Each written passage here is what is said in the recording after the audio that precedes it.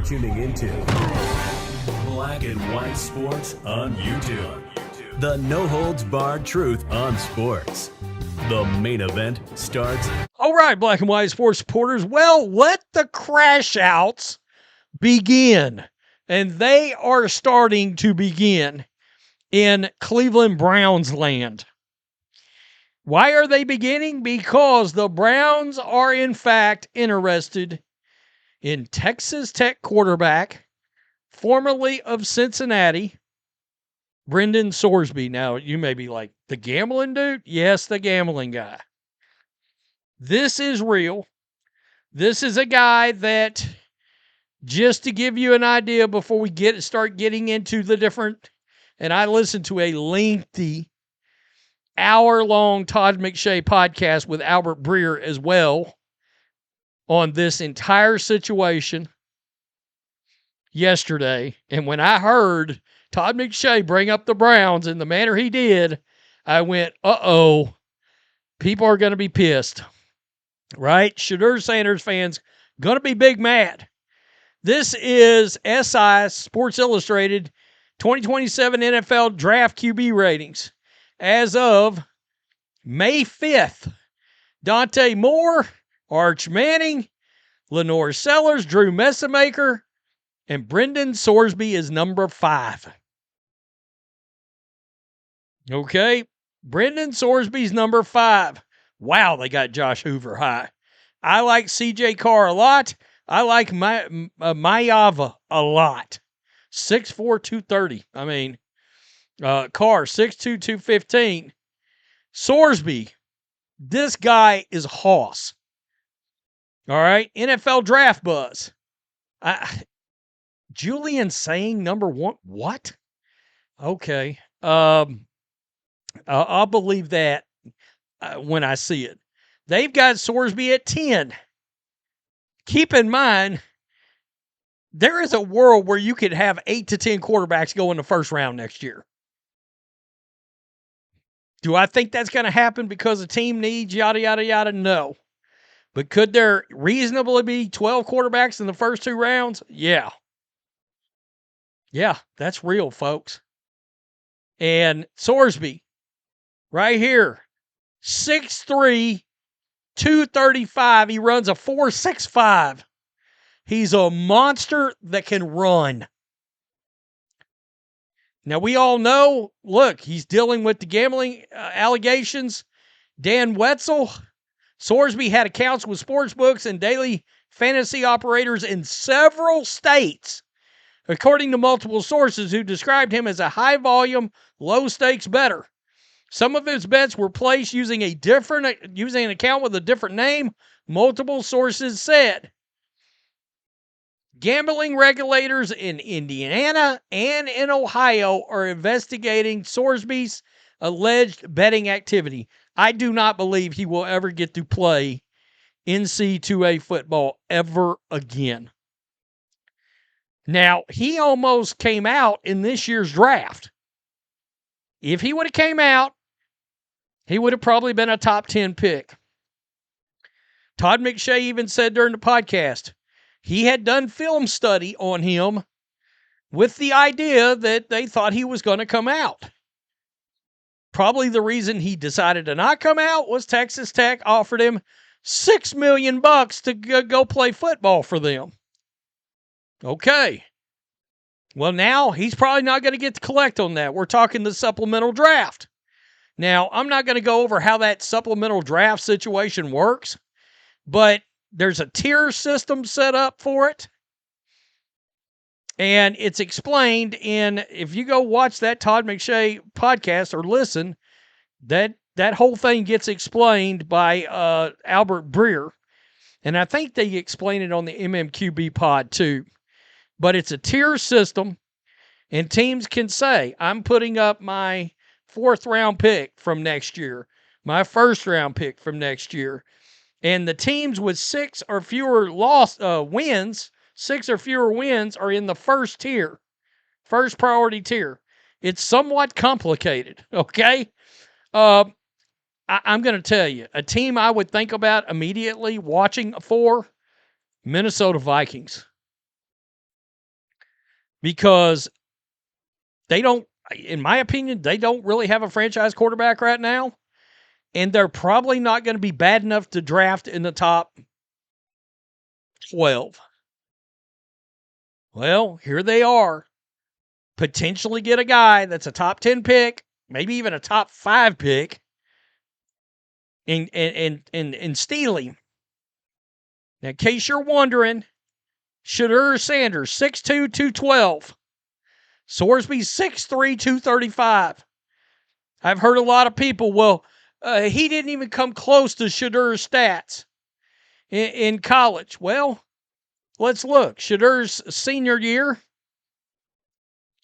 75% completion, 4,100 yards, 37 touchdowns.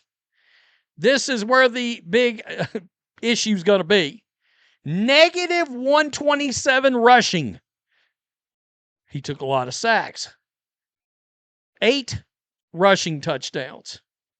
Brendan Sorsby, last year, 62% completion, 2,800 yards, 27 touchdowns, 5 picks, 60 touchdowns passing, 7,200 yards, 968 attempts. Let's scroll down. 9 rushing touchdowns, 580 rushing yards, 1,295 rushing yards, 22 touchdowns in his career. This guy is a better passing Josh Allen when Josh Allen was coming out. Now, Josh Allen's a little bit bigger, but this guy, he's still a beast. All right? He's still a beast. So, let's just go right here. Let's start with Grossi. From what I've heard early on, he's got somebody would probably bid a second-round pick for him. Dane Brugler said if he had played, had a good year, he'd definitely be in that top echelon of quarterbacks coming out first round, somewhere in the first round. But now it might take a second. Somebody would probably give up a second. Brugler said that he would have been the third quarterback in this past draft if he had come out, and probably been second round to third round, but probably second round after Simpson. Boy, Tony, it's tempting. It's tempting. So, Tony, I don't know that it is.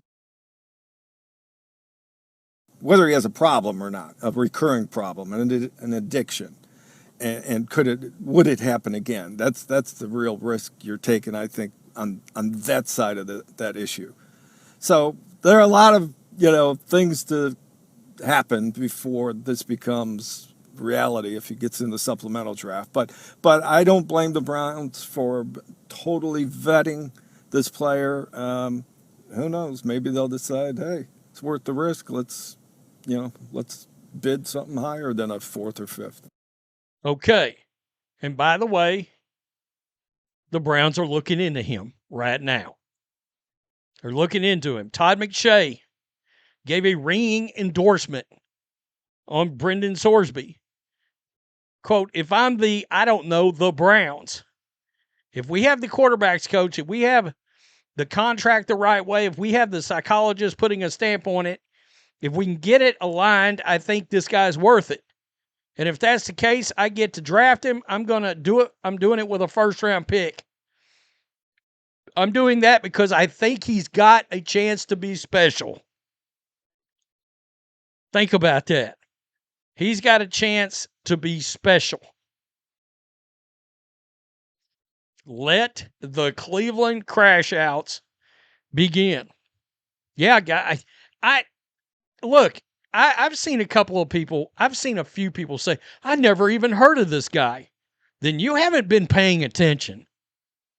Because draft pundits have been talking about Brendan Sorsby for 2 or 3 years. Either targeting the draft we just went through, and by the way, he said third quarterback drafted, second or third round. I don't buy that. I think he'd have went in the first round of this year's draft. That don't make sense. They wouldn't have let him got to the second round, I don't believe. And some of that would have been lack of competition in the draft. I think there's a chance he'd have been drafted above Ty Simpson. I'm just letting you know, right? But people have been talking about this guy for a long time as a pro prospect. Now, the gambling part, the NFL could suspend him. That's part of the equation.